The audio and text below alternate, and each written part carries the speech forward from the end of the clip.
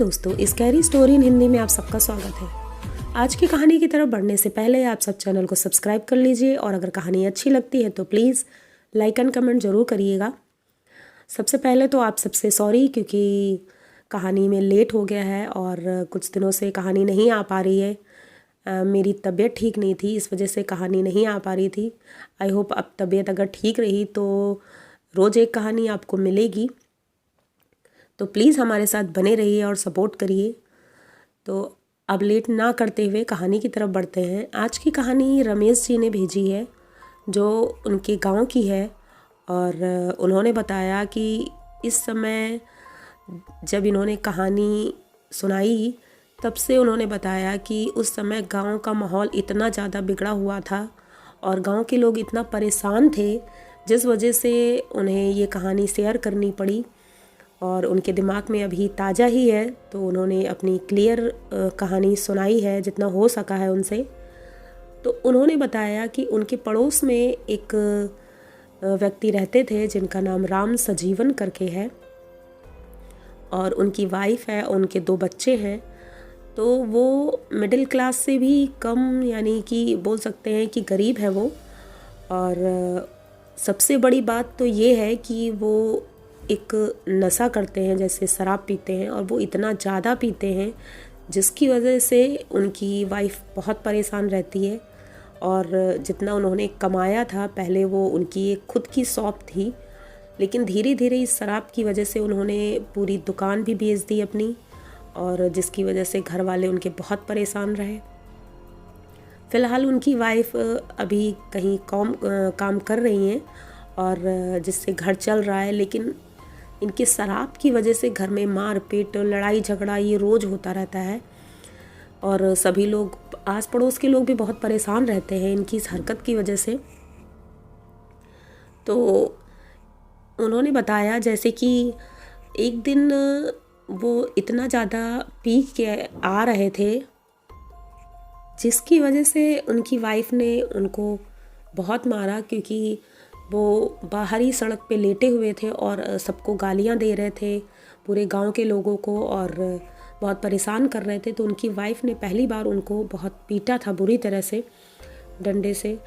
इसमें किसी ने उनकी हेल्प नहीं की थी, गांव के लोगों ने और किसी ने भी, क्योंकि सबको यही सही लगा, क्योंकि वो सही नहीं हो रहे थे और आए दिन किसी न किसी से झगड़ा मोल ले लेते थे। सब बहुत परेशान थे।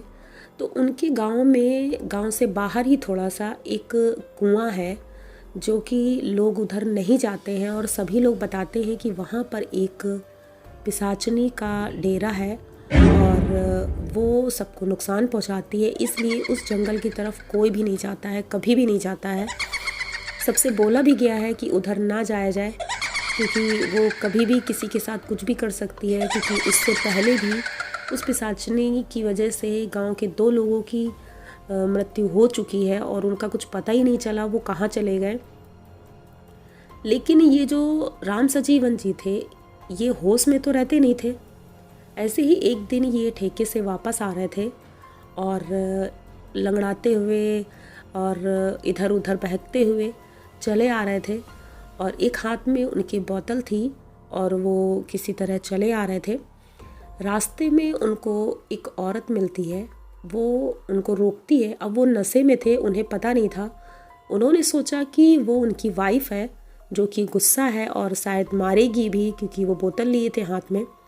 तो वो अपनी बोतल छुपाते हैं और वहाँ से उससे छुप करके निकलने की कोशिश करते हैं, लेकिन वो औरत उनको पकड़ लेती है और बोलती है, क्या मुझे भी पिलाओगे? जब वो ऐसा बोलती है तो राम सजीवन जी एकदम सीधे खड़े हो जाते हैं और उसकी तरफ देखने लगते हैं, और वो तब भी नहीं पहचान पा रहे थे कि मेरी वाइफ है कि कौन है। तो वो बोलते हैं, क्या तुम भी पियोगी? तो वो बोलती है, हाँ क्यों नहीं, मैं भी पीऊँगी, मेरे साथ चलोगे? तो वो कहता, हाँ हाँ चलो। तो वो हाथ उसका पकड़ती है और अपने साथ ले जाती है। ये सारा वाकया जिन्होंने बताया है, तो उन्होंने बताया कि उसी गांव का एक व्यक्ति था जो सड़क किनारे एक दुकान लगाता है। वो ये सब देख रहा था कि वो किसी के साथ जा रहा है और एक औरत है जो इस तरह से बात कर रही है। तो इन्होंने सोचा था कि शायद उनकी जान पहचान की कोई होगी, क्योंकि वो भी पहचान नहीं पाए थे, वो घूंघट में औरत थी। तो उन्होंने बताया कि ये सब हुआ था उनके साथ और वो उस औरत के साथ वहाँ से चले गए थे। उसके बाद वो कहीं मिले नहीं, वो पूरी रात गुजर गई, वो घर पहुँचे नहीं अपने। उनकी बीवी बहुत परेशान थी, पूरे गांव में ढूंढती है कि रोज़ कम से कम 10-11 बजे तक तो आ ही जाते थे घर, लेकिन उस दिन वो घर नहीं आते हैं। बहुत परेशान होती है वो और पूरे गांव में ढूंढती है, सबसे पूछती है, लेकिन किसी ने उसको देखा नहीं था। जब वो सड़क पर पहुंचती है तो वो जो दुकान वाला था उसने बताया कि हाँ, कल रात में मैंने उनको देखा था, वो एक औरत के साथ जा रहे थे और मैं पहचानता नहीं हूँ उस औरत को, मुझे लगा शायद आप ही होंगी। तो अब सबने शक किया कि आखिर वो किसके साथ जा सकते हैं, क्योंकि और तो उनके गांव में कोई रिलेटिव भी नहीं है जिसके साथ वो इतनी आसानी से जा सकते हैं। ऊपर से नशे में थे वो, तो नशे की हालत में वैसे भी वो किसी से ज़्यादा औरतों से बात नहीं करते थे। हाँ, आदमियों से झगड़ा हो जाता था, लेकिन औरतों से वो बात नहीं करते थे। तो ये शक हुआ उन्हें कि हो न हो कुछ तो गड़बड़ है। तो एक गांव में जो दादाजी थे वो बोलते हैं क्यों ना वो जो गांव में कुआं है जंगल में, वहाँ पर जाके एक बार देखा जाए, हो न हो सकता है ये वहीं पर हो। तो सब लोग तो तैयार नहीं होते हैं, लेकिन उनकी वाइफ तैयार होती है और वो बोलती है कि मैं ज़रूर जाऊंगी उधर।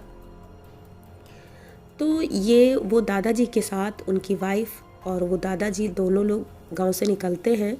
रात का वही 9 बज गया था, ढूंढते ढूंढते पूरा दिन निकल गया था और वो वहाँ से निकलते हैं और जंगल की तरफ पहुँचते हैं।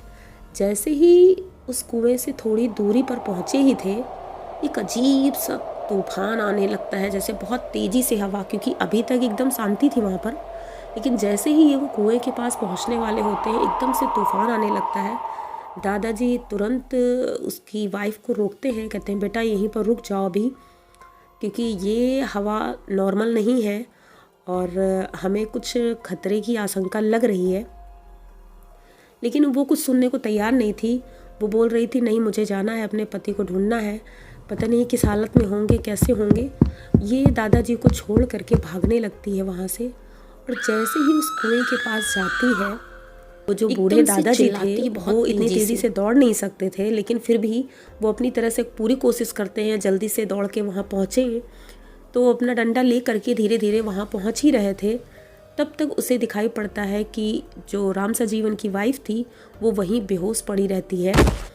तो ये पहुँचते हैं वहाँ, उसको होश में लाने की कोशिश करते हैं, अगल बगल देखते हैं, कुछ दिखाई नहीं देता है और उस कुएं से बहुत ही अजीब अजीब सी आवाज़ें आ रही थी।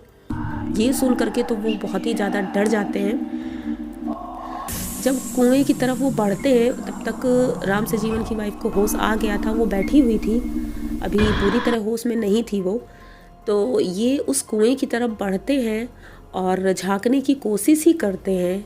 तो इनकी वाइफ ये राम सजीवन की देखती है पीछे से कि कोई एक औरत है जो कि दादाजी को पीछे से धक्का देने वाली ही थी।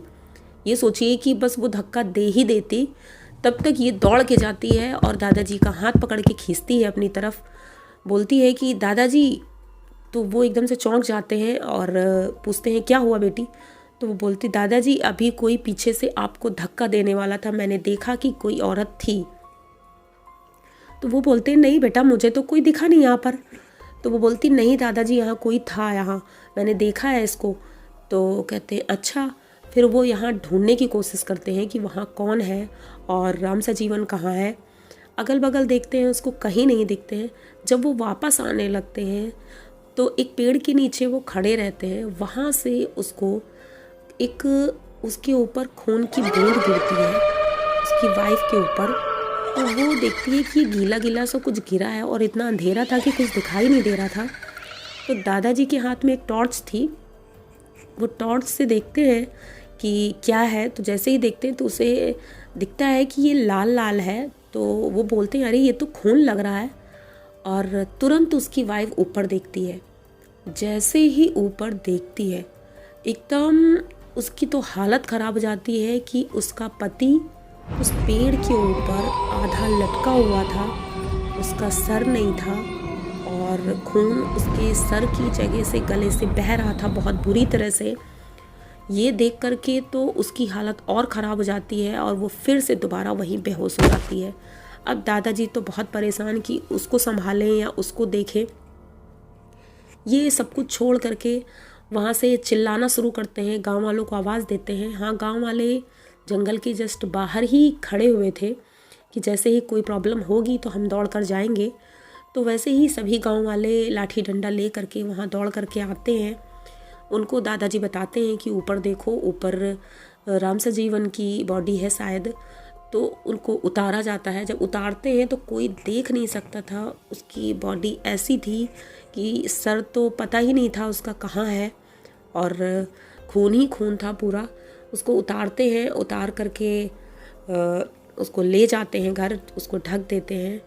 और तभी जंगल से इतनी भयानक भयानक आवाज़ें आ रही थीं और एक बहुत बड़ी सी परछाई सभी को दिखती है वहाँ पर। जितने भी गांव वाले थे सभी को दिखती है वो। ऐसा नहीं था कि एक ही को दिखे, वो सभी को दिखती है और बोलती है कि कोई भी इस जंगल की तरफ आएगा नहीं, अगर जो भी आएगा मैं उसका यही हर्ष करूँगी, तो आप लोग इधर मत आइएगा। ये सुनते ही दादाजी बोलते हैं कि ऐसा है कि अब हम सब लोगों को यहाँ से निकलना चाहिए। और ये लोग वहाँ से निकल जाते हैं। लेकिन अब आप लोग सोच रहे होंगे कि अब सब ठीक हो गया है, पर ऐसा नहीं होता है। क्योंकि जब ये लोग गांव वापस आ जाते हैं और राम सजीवन जी का क्रियाकर्म सब कुछ होता है, लेकिन उसका सर नहीं मिला था। ये सबसे बड़ी प्रॉब्लम थी कि आखिर उसका सर गया कहाँ। तो इसकी वजह से सब दुखी भी थे कि चेहरा देखने को नहीं मिला है। लेकिन अब एक प्रॉब्लम और हो गई थी गांव में कि आए दिन जब उस रोड से कोई ना कोई गुजरता तो एक अजीब सी आवाज़ आती है और चिल्लाने की और बचाने की कि कोई मुझे बचा ले। और उसी तरह वो शराब की बोतल पकड़े हुए उस रोड पर चलते हुए दिखाई देता है। ये कई लोगों ने बताया है कि वो रोड पर दिखाई देता है और मदद के लिए बुलाता भी है। तो ये चीज़ें तो आम बात हो गई थी।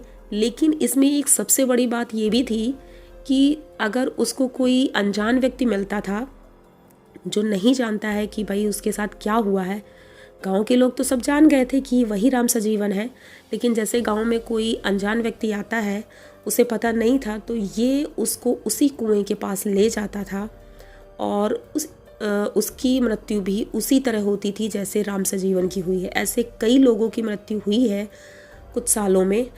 तो इससे यही अंदाज़ा लगाया जा सकता है जैसे कि उस पिशाचिनी की वो एक तरह से बोल सकते हैं कि उसका सेक्रेटरी या ऐसे उसका हेल्पर जो उसके लिए ले जाता है एक इंसान को उसके पास, और बहुत आसानी से वो इंसान उसके भ्रम में फंस जाता है और वहाँ से उसके साथ चला जाता है किसी न किसी बहाने से। क्योंकि ये बात तो पता नहीं चली, वो तो मर ही जाता है तो बताएगा कौन। लेकिन हाँ, उसकी बॉडी वहाँ ज़रूर मिलती है जंगल में।